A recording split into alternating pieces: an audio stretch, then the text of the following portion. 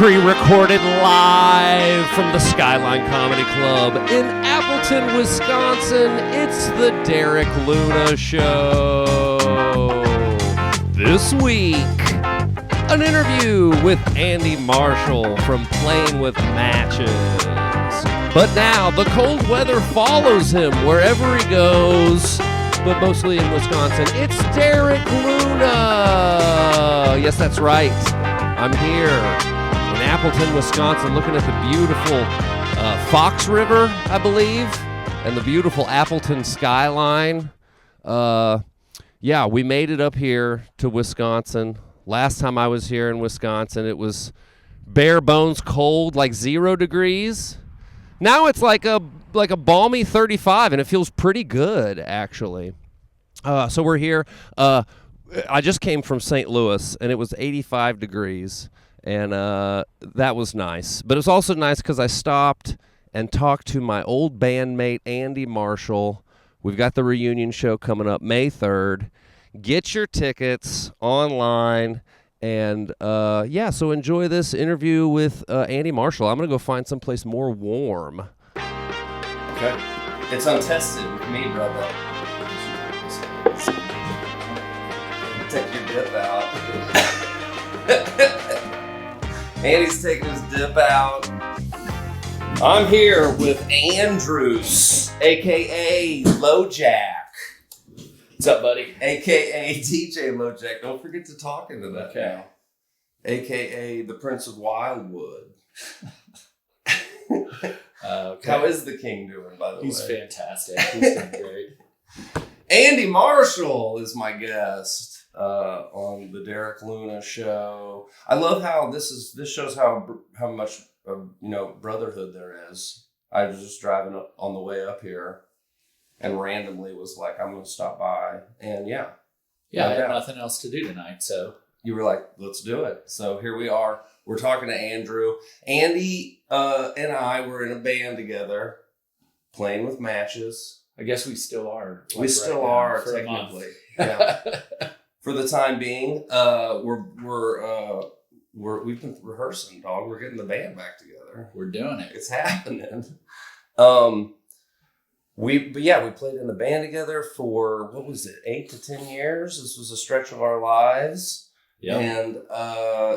And so this is part of the thing I'm doing this year is not just talking to comedians, but talking to old buddies and stuff.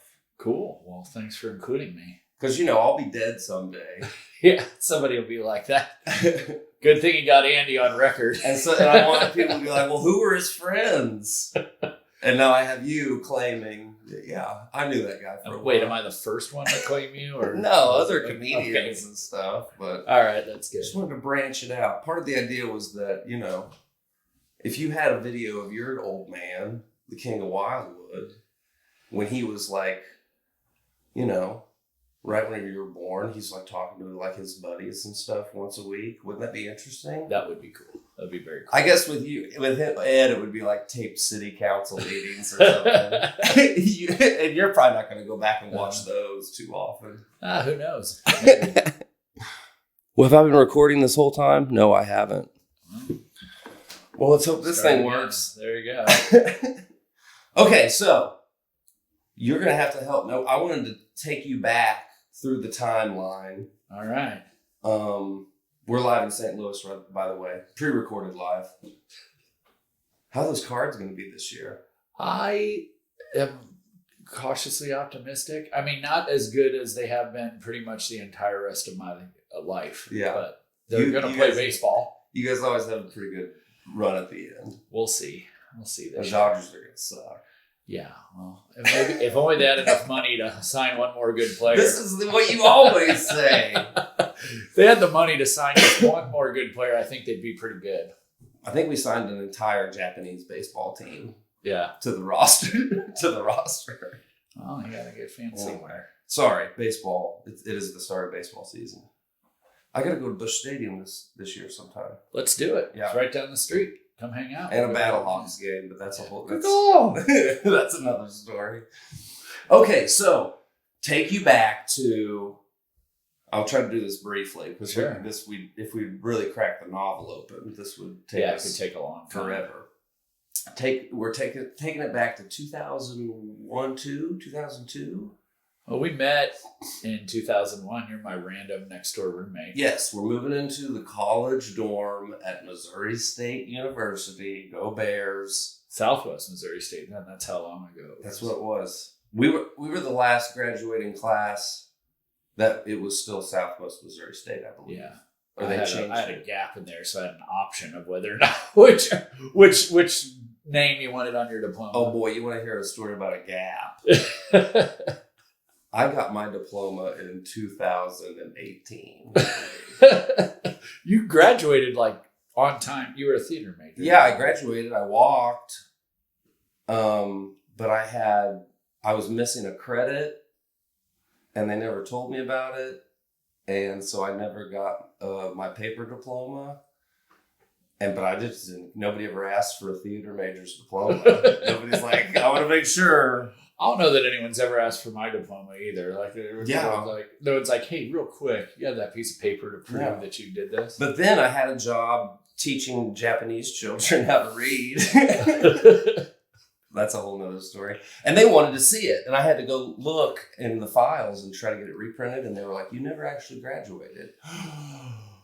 I thought you were going to say parking tickets. Because I know a lot of people who are like, oh, okay. And then like, remember all those times you parked illegally? No. You owe us like $700. I was missing a credit. And I had to... or you had library fees. You never returned The Great Gatsby. And no, that's not me.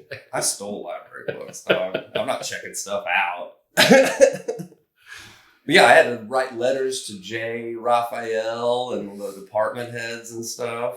And now my diploma is safely stored inside the pages of an old Mad magazine. That's good. That's a good place to put it. It's one of my favorites. I'll never throw it away. Yeah, you don't need it framed on the wall anywhere. Well, maybe what's up with Spy versus Spy? Oh yeah, I did go to college. I did complete a higher education course. So we were moving in, and right away, like Adam, or the guitarist in Playing with Matches, has a little half stack amp. Uh-huh. I have a Fender Stratocaster, or a Squire, a crappy Squire, and a little amp. You have a bass and a little amp, and yeah, me and you I think we're the first ones to start doing the math and being like, I think we almost have a band here. Yeah, Adam wasn't sure that we were ever going to be a band even when we got signed. He was like, I don't know for a real band. I remember him being discouraging about it. He was like, oh yeah, you can go grab that if you need to. Sorry. I remember him being like very discouraging, where he was like, you don't want to do that. That's a lot of hassle. That's a lot of work. I think his thing was like, yeah, I talked to some guys who are in a band. It wasn't that cool. Yeah, it wasn't that cool. Who did he talk to? I don't know. I've never met anyone who was in a band who didn't enjoy it a little bit. Yeah. We had some fun. Who's he talking to in Mound City or wherever? There's these guys from Tarkio. They were in a band. They did not like it. So yeah, he was kind of down on it, but we were like, let's just jam a little bit. And I think he got hooked pretty quick. I mean, yeah, it was fun. He was probably the best musician out of the three of us, maybe. Yeah, probably. We're very misguided, but I think all bands are when they start out. I mean, if we were just trying to meet girls, and yeah, that was a big part of it. It was like, hey, if we play guitar, people will stop and talk to us. I remember thinking that we weren't that bad, and then later remember looking back on that and being like, we were very bad. I can think of so many times that we met other bands because we were lucky that people liked us. We had a crowd. There's some bands that are really good, I think, that never really had a crowd. Yeah. But we had the crowd without a lot of the talent. Early on, yeah. And then you get kind of stoked, like, yeah, I think we're definitely going to be 100 people at this show. But I remember playing, and then later when we played with bigger bands, like when we would trade shows at the Blue Room, and all of a sudden it'd be like Yellow Card is coming into play, and we'd be like, but we're the band from Springfield. And we're like, holy crap, we are not a band. I think that happens, though, sometimes, like, in St. Louis, wasn't there a rash of, like, the young high school bands that would have, like, really big... Not that they were ever like not good bands, but they would have an abnormally large following. Yeah, it was like, because they were in everybody high had school, friends. and yeah. I played in that one. We met Duke 45. Rob, our drummer. Rob was drumming. Shout out Rob. But they were like getting Fab recorded Rob. by Drive Thru Records and Yeah, playing yeah. on Warped Tour and stuff. And they were an Exactly. average pop punk band, but Yeah. they're good. I mean, Shout out Fab Rob. Yeah. I was trying to remember his name. And the other drummer, we had a rash of drummers. yeah. We'll get to that later. So we're playing. I remember a show at the Magic Bean. I remember we played a Bill Withers cover I don't remember that. of "Lean on Me." Oh, we did Lean on Oh, terrible! Looking back, I'm like, we're not a good band if you're playing "Lean on Me." Me. Yeah, the one song like everybody can figure out. 30. Dun, dun. We did a punk version of "Lean on Me." And yeah, I remember that. I remember Jeff at the Magic Bean trying to pay us in pot and me trying to accept it. And you guys being like, no. I was like, guys, this might be a good business deal. You know what? A good one while we're doing this, maybe we can chop this out for something. But I was thinking about the show I'm fast forwarding, but when a record label, a real record label, wanted to come see our band, they were like, we want to come to Springfield, Missouri and see us. And we were a pretty good sized band then, but I could not find a show anywhere.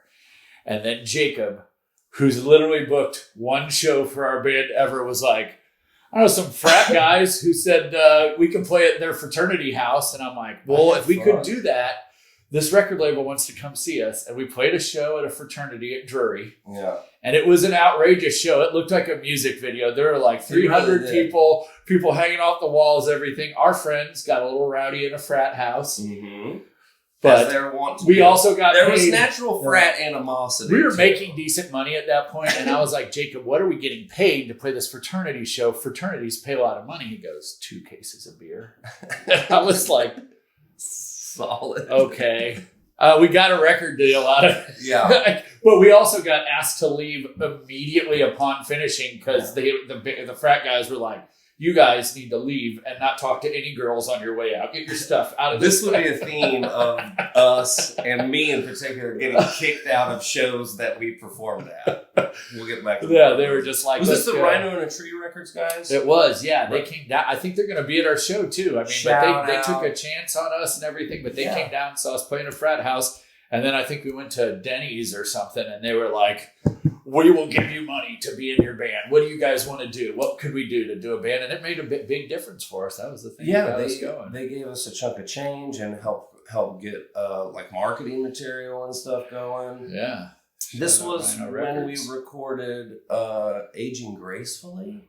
No, this was way before. No, this was after that. Aging Gracefully wasn't even the same band. So That we was- were in a band, $100 Fine, which is basically us, Adam, and then a couple different drummers. Yeah.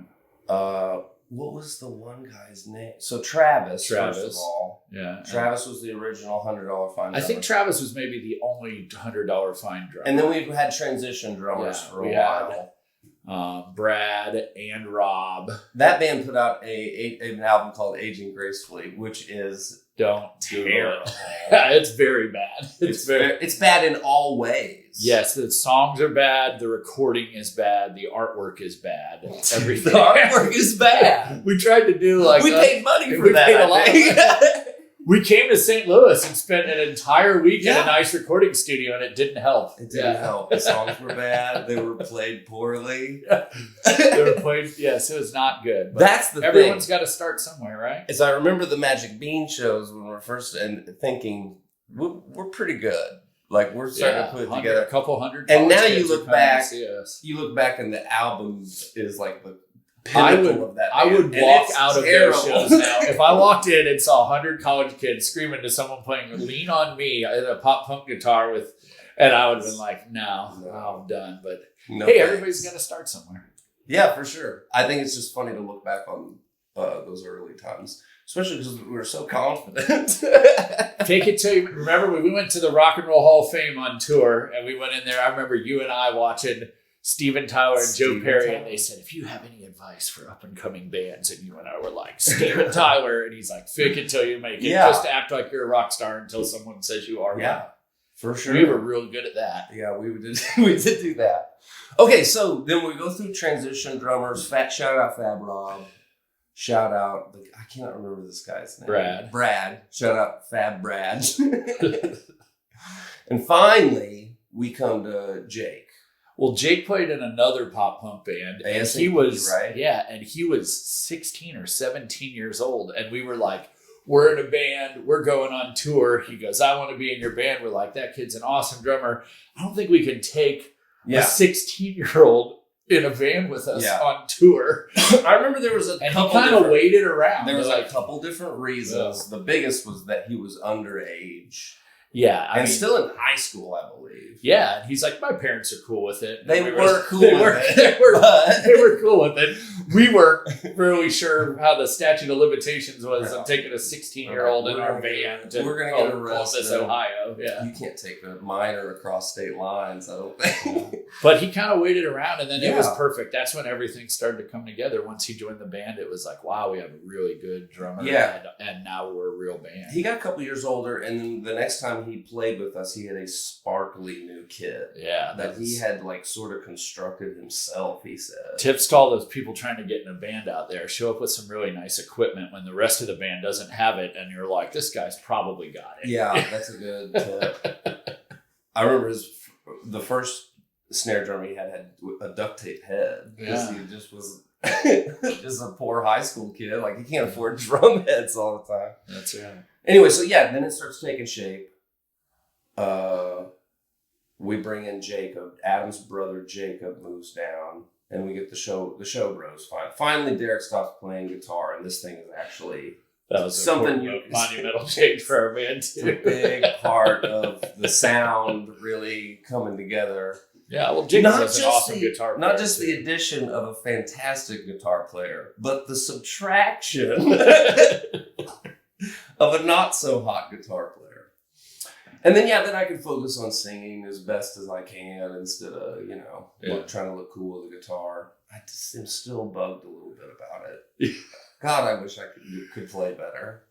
Derek would wear his guitar there is some argument to be made that some punk rock people will wear their guitar low, but Derek would wear it so low that he couldn't play. Yeah. I remember when we recorded that record in St. Louis, you're trying to play and they're like, you're in a recording studio, tighten your guitar strap up, and you're like, no. And you're just like, I can't, my fingers don't reach anymore. I think the guitar's Adam on the playing floor. all the guitar on the thing anyway.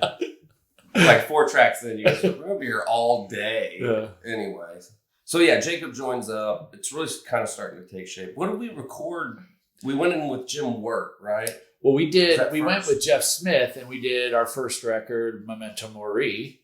And that had a lot of that had the 5 songs that everybody liked, the black and white and red over. And the artwork was cool. The artwork was cool. And it did sound good. That was Rhino on a Tree Records. They paid for that. Yes. And we went Rhino, and that was shortly after that, we had started to kind of make a name for ourselves. But when we did the CD release party for that's something I always remember is like, we were also good at promoting ourselves, right? We might not have been the best band, but we were good at promoting ourselves. But we did that CD release party. It sold out the Juke Joint, which was like close to 2,000 people. And I remember my parents coming and people being on the street, all the way down the street and around the corners. And they were like, I thought this was a joke. That was the spot that growing up, it was the spot, the bands that you were into. Yeah, I saw The Urge there. We saw all these famous. We saw Midtown there. We saw Andrew WK there.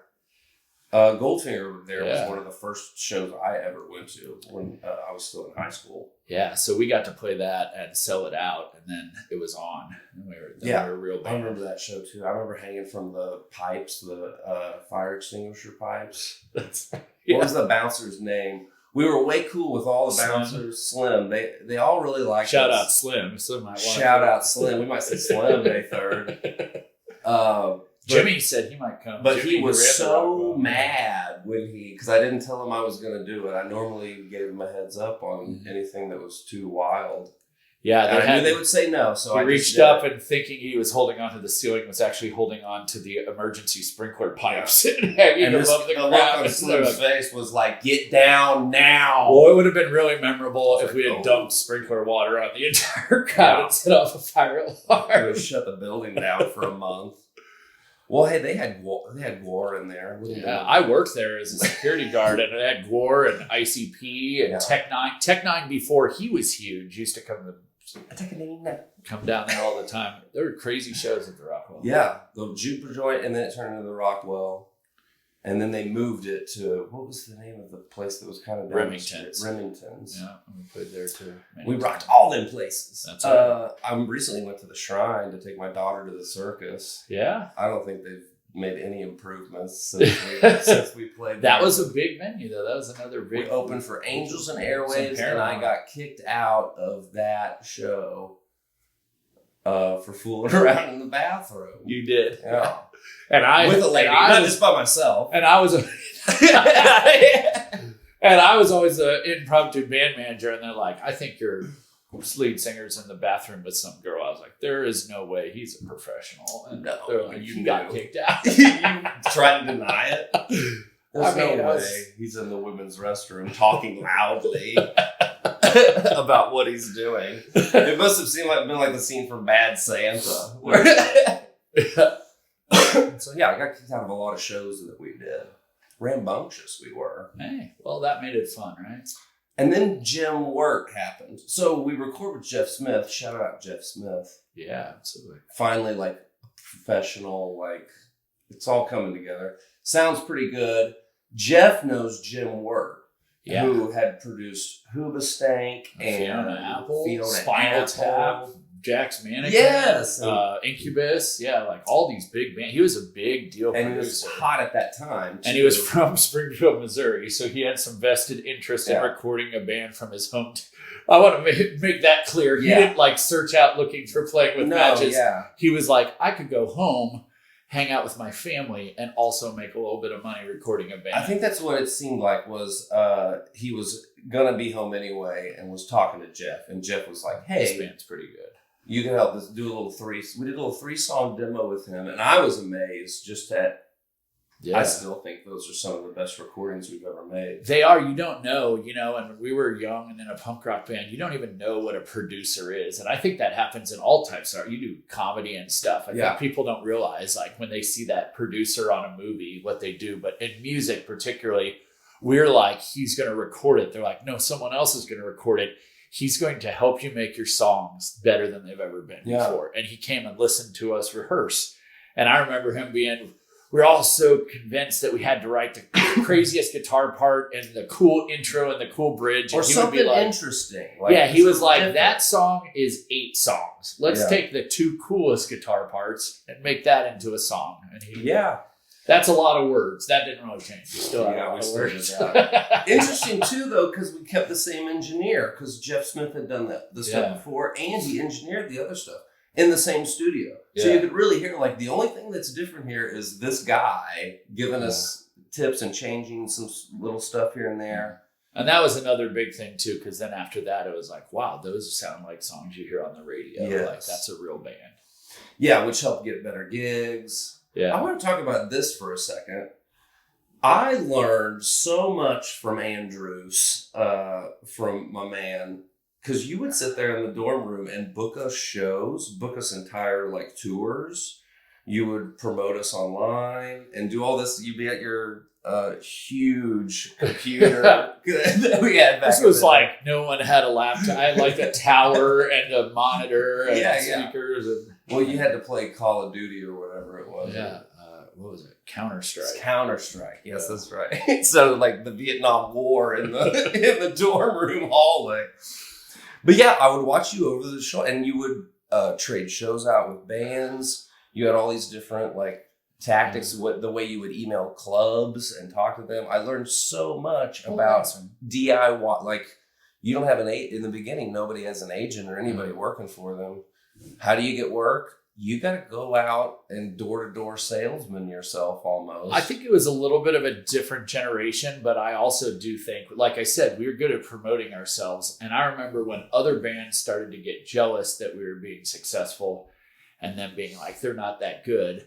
And then I remember people being like, but people show up to see them. They have a show. Yeah. And when we book them on a show, they will put in all the work to make sure that people show up. We used to sidewalk chalk the entire campus. We would print out thousands of flyers and put them on every car for 2 weeks. We would talk to radio stations. I think they banned sidewalk chalk because of us. Like there were rules towards the end where you would get run off campus. Yeah, but I mean, we did all of those things, but then people would come see our band and they'd be like, how come everybody likes this band? And I think that we were a good band. We put on a great show, but we also worked to get people there. And then after the shows, I remember when we would play on big shows, a lot of bands get done playing, they get off stage, they go sit behind their merch table and go.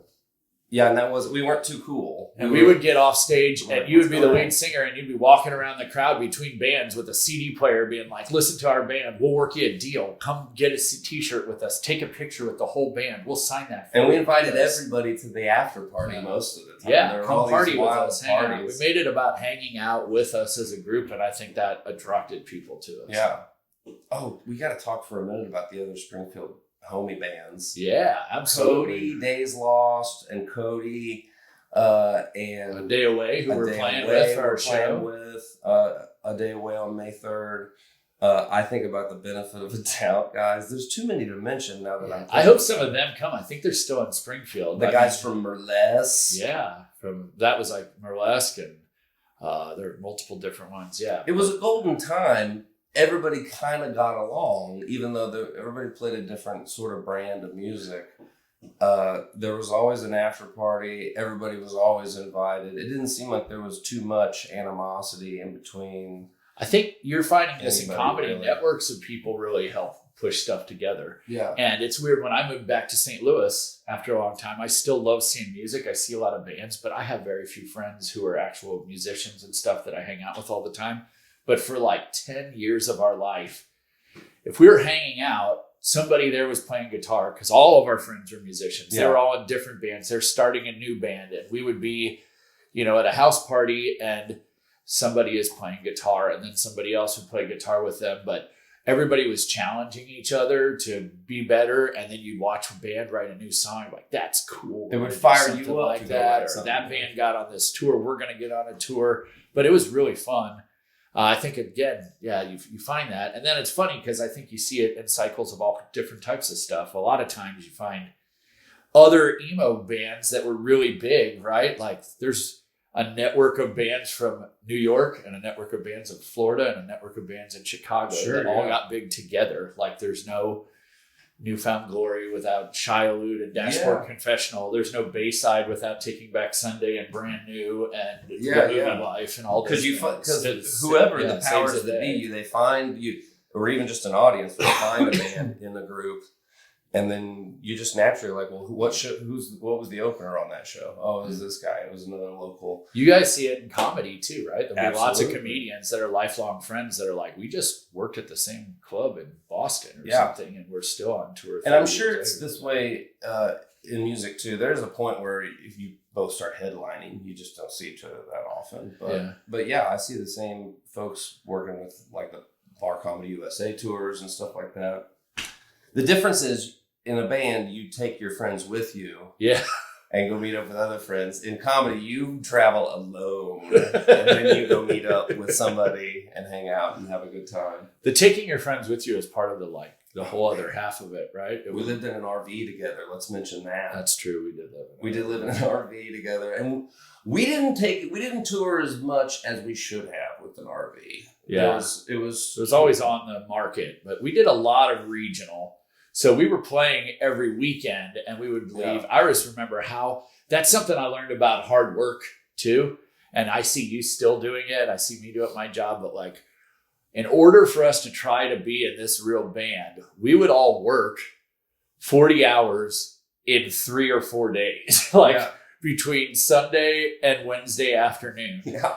And then we would also have band practice every night for 2 hours, which was probably overkill. We probably did not need to do that because we were playing so much. But then, Thursday morning, we'd all hop in an RV and we would go to Kansas City and then Omaha and then Chicago and then come home and restart that whole thing. Working for the and weekend. do that we did that for years of just like being gone every weekend and never, but we missed birthday parties and graduations and all kinds of stuff. But it's like, this is what we're trying to do. Oh, it felt so good though, pulling up.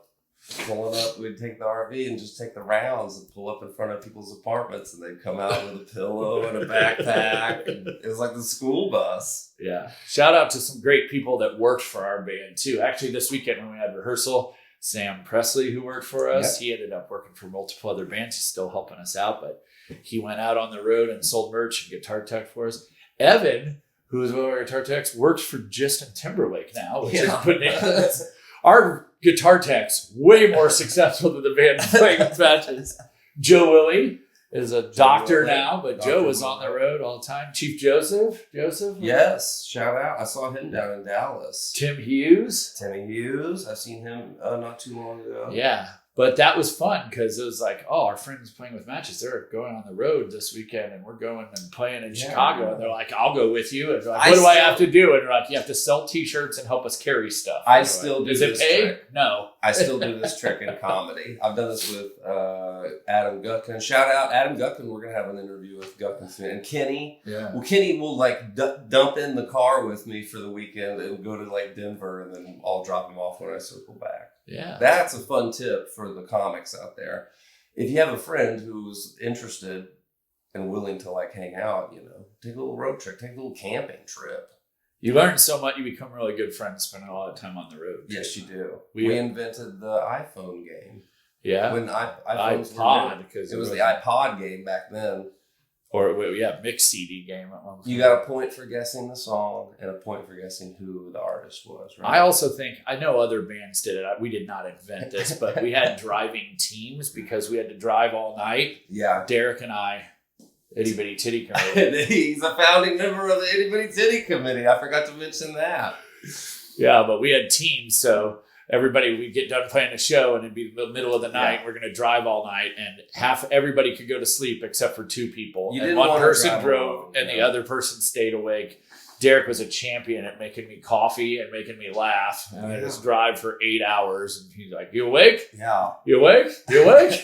One time in Kansas, I stole a bunch of Adderall from a lady, and I drove the whole tour. I was like, I'll take all the shifts, guys. Fun, wild times. Okay, so then we meet Brandon Sammons. Yeah. Shout out Brandon Sammons. Shout out Brandon Sammons. Still in Nashville crushing it. Yeah. Producing stuff. And he produces our full length album, which, we're playing most of that on May 3rd. And we toured with that for a while. And then it just kind of like, it's the end of the band is, I've been a part of several projects that stopped being a project. It's kind of the same thing. Like we lost momentum and everybody's kind of pulling in, life's just like, when you give something a timetable of like a decade or so. Sure. And sometimes it's just momentum just kind of starts.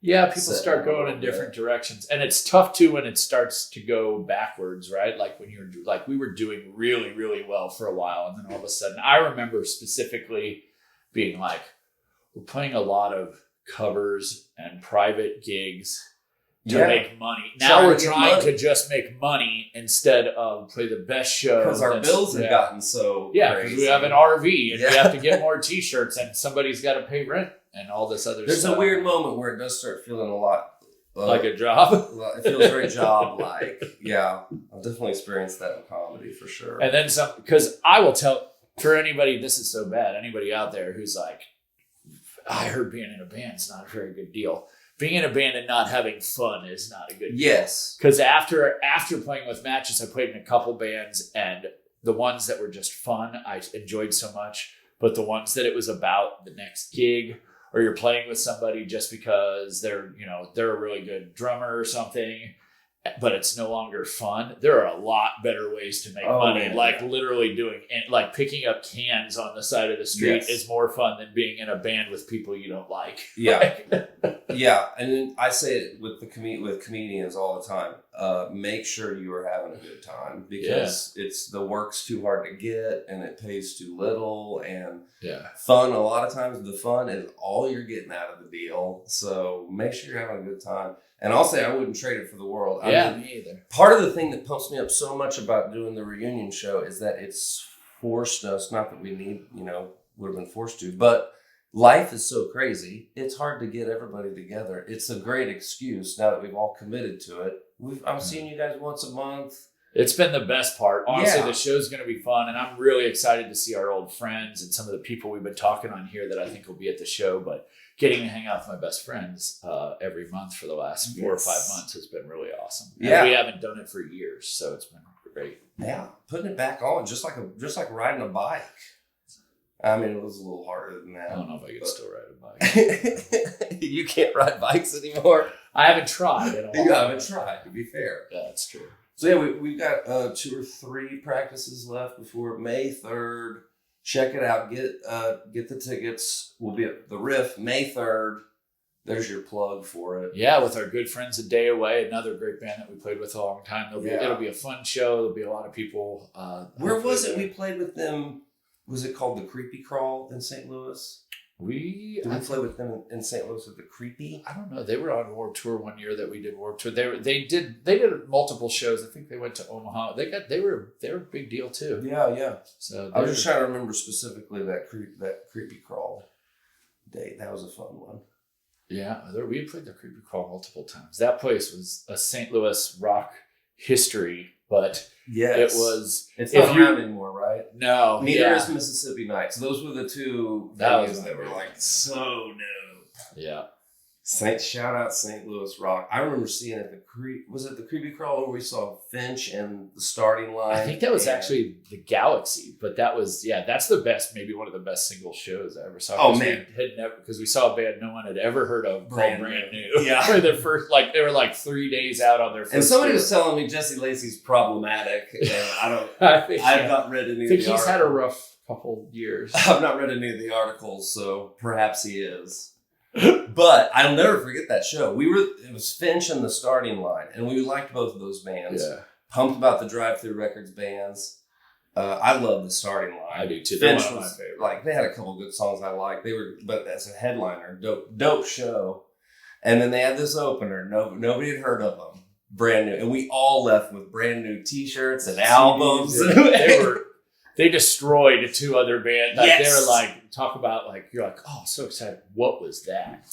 Not a straight up embarrassment, like where they're going to change the order of the show, but yet definitely Brand New walked off handing the mop to the Starting Line, be like, try to follow that, fellas. That's another fun story. They played Mixtape. Yeah.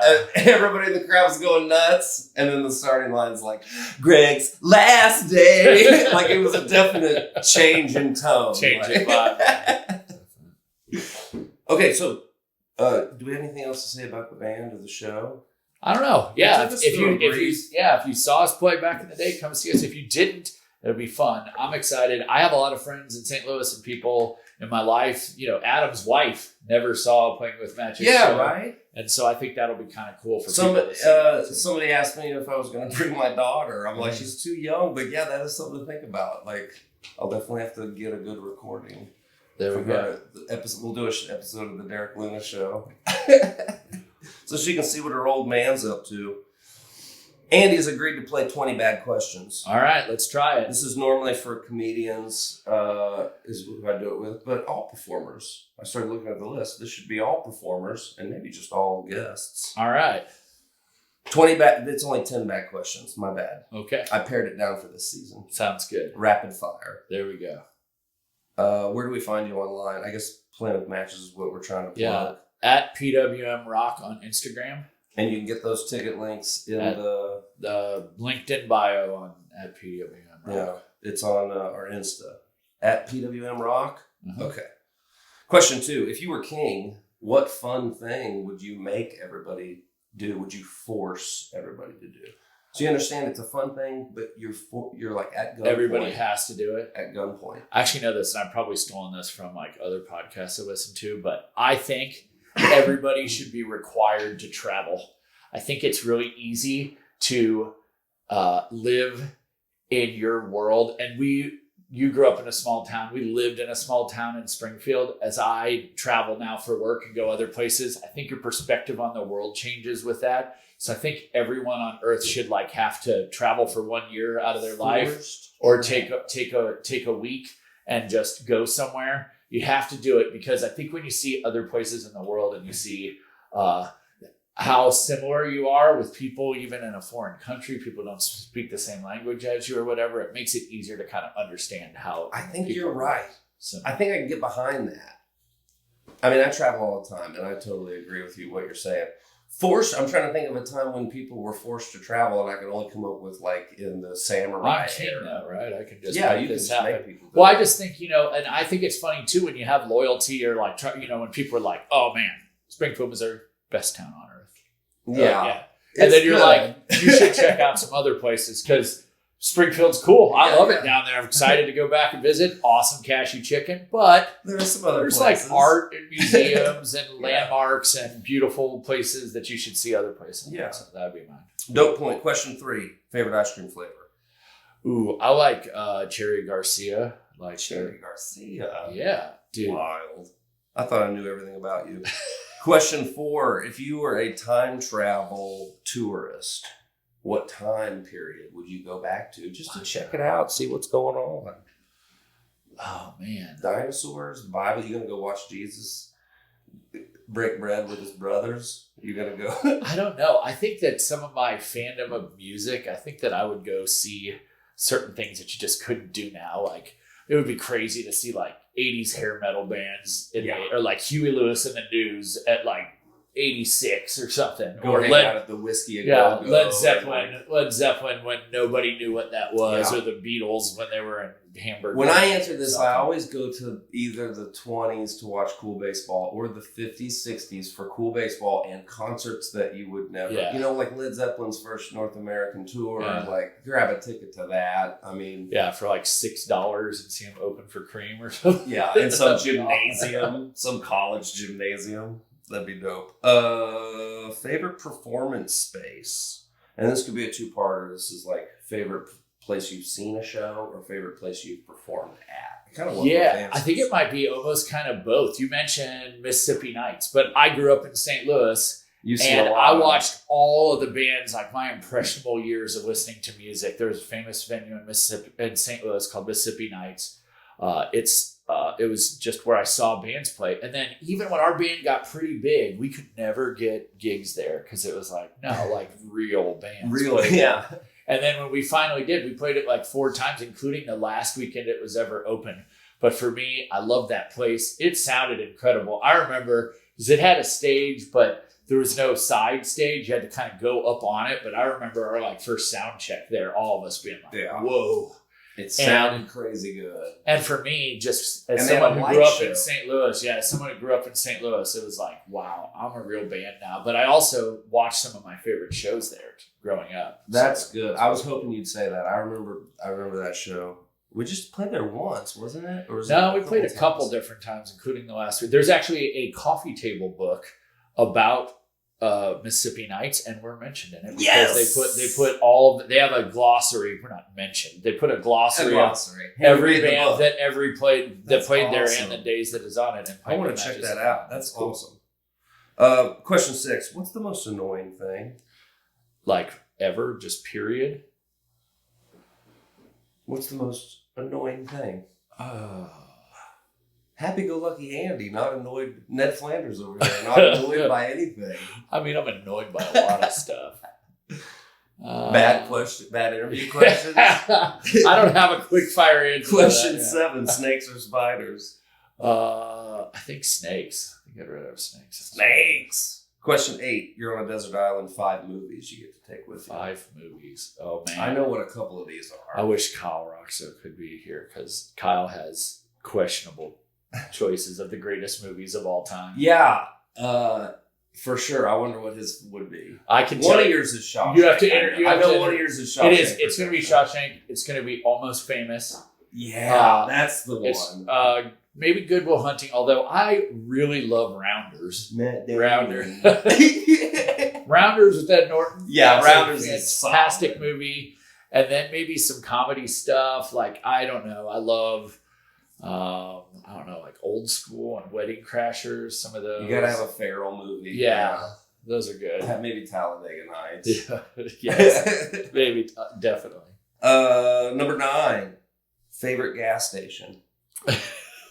Is This this a one- setup? This one's more. This one's more. Oh, for you? No, this was more for the road comics. We all Man. have a favorite. You got to give me a little bit longer. So You travel all the time for your job. I do, and I still have favorite gas stations because I take the same drives all the time. Like, I have a gas station that I go to between St. Louis. I drive to Kansas City twice a month, and I know which. I'll go out of my way to make sure I go and to that that gas one. station Just- is. It's in Boonville, Missouri, just outside of Columbia. It's always like 10 cents cheaper gas, plus they have everything there. Okay. But I have to embarrass you because when we played in the band, you had a favorite gas station. And I know that one time Jacob, just to piss you off, drove by it. Was it And a you had- Love's?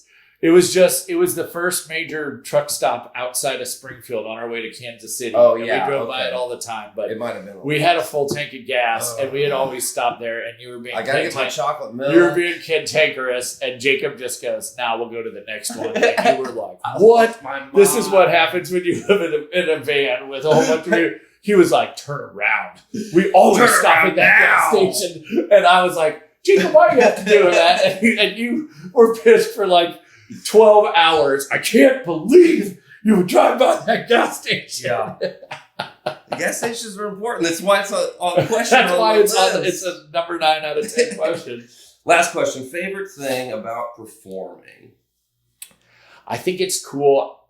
It's one of the places where you can kind of bring people together and people from different backgrounds and different stuff.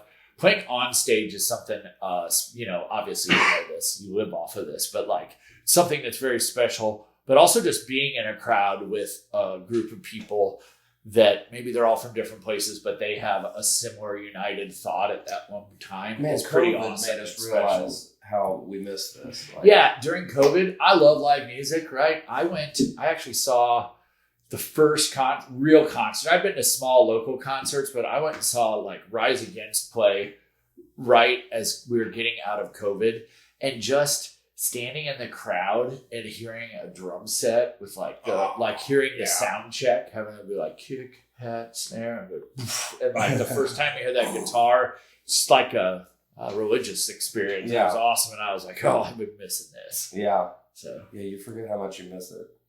Man, I think this thing's been inspiring. I've had like Casey Shelton, a handful of other people hit me up and talk to me about playing more. it's been That's the inspiring to thing. me. I don't play music very much anymore, and then now I think it's fun. Like, oh, I gotta buy a new guitar, I was and then kinda I'm like, I'm gonna hoping- play more guitar. I'm like, after this is over, I'm gonna still play more because I miss doing that. But I think it's also for me being with those other people. I want to play Yeah. music, but I also want to play music with my friends. I had kind of an outside hope that it would do that. And I think we're seeing that. Like, I've had a handful of folks inspired by us, putting this back together. Well, Because I just hate it. I mean, I hated the idea that back in the day, everybody was an artist. We all created stuff. yeah. Everybody wrote songs. Everybody had artwork that they made. Everybody had lyrics that they had written.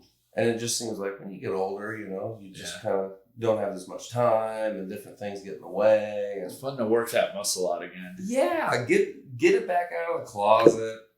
Don't sell that guitar in a garage sale. Put That's some right. fresh strings on that bad boy. That's right. Well, hey, bud, thanks for talking with me. Hey, I think anytime. we covered it all. I'm going to talk to the other fools before May 3rd. Let's do it. I'll talk to Adam and That would be Jacob good. And whatever the other guy's name He will tell you the same stories. Will be absolutely completely different. He'll be like, "That is not what I said at all." Yeah, he was taking notes. He says he's going to write the Coveted Dollar novel. Oh man, Coveted Dollar. That's a whole series. I'm down. Some people, you're going to want to wait till they die. Yeah, I might be Before one you of know. them. I'm fine. I embarrass myself for a living. So. Well, thanks for doing this. Thanks for letting me bother you and your lady. No problem. Yeah. See you soon. Yeah. May 3rd. Get those tickets.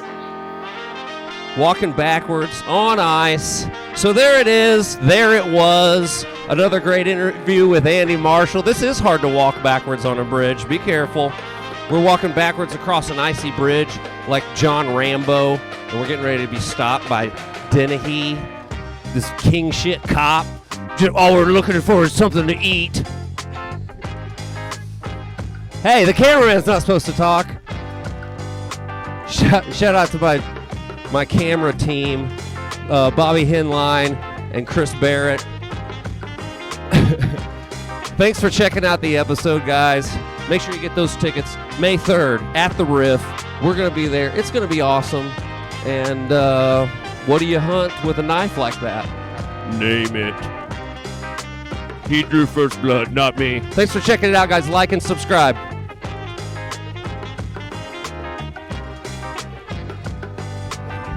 Are we still filming? Are we still filming? Oh, let's keep filming. Yeah. And then hopefully I walk into the bar and everybody's like, Derek! And it makes me look like I'm a popular guy. Rambo!